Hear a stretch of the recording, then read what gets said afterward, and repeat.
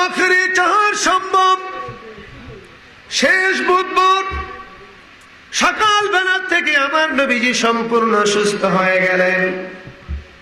আমার নবীজির সুস্থতার কথা শুনে দুপুর বেলায় আমার নবীজি কৌশল দিলেন, একদম সুস্থ।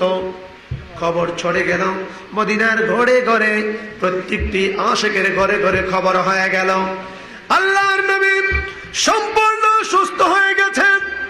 এই খবরটা পাওয়ার পরে হযরতে ওসমান গনি আমার নবীজির মহব্বতে 10,000 দিরহাম আল্লাহর রাস্তায় বিলিয়ে দিলেন। যারা বলেন সুবহানাল্লাহ।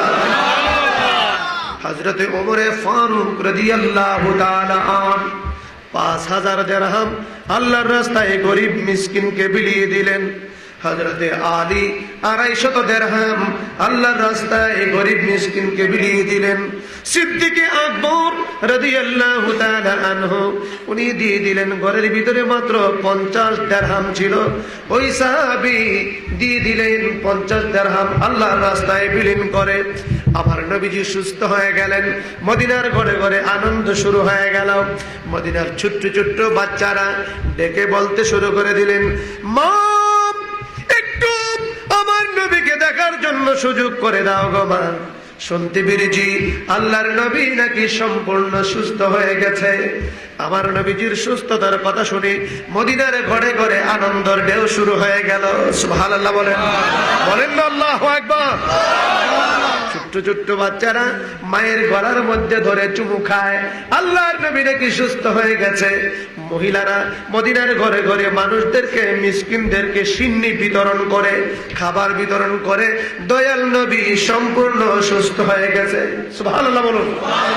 তারা ছিলেন আশিকে রাসূল, নবীজির প্রেম, নবীজির মহব্বত। সুবহানাল্লাহ বলুন। পাগল হয়ে গেলেন। আসরের নামাজের পরে আমার রাসূল আবার এমন ভাবে অসুস্থ হয়ে পড়লেন, সমস্ত শরীরে কাঁপুনি দিয়ে জ্বর এসে গেল, কাঁপতে শুরু করলেন।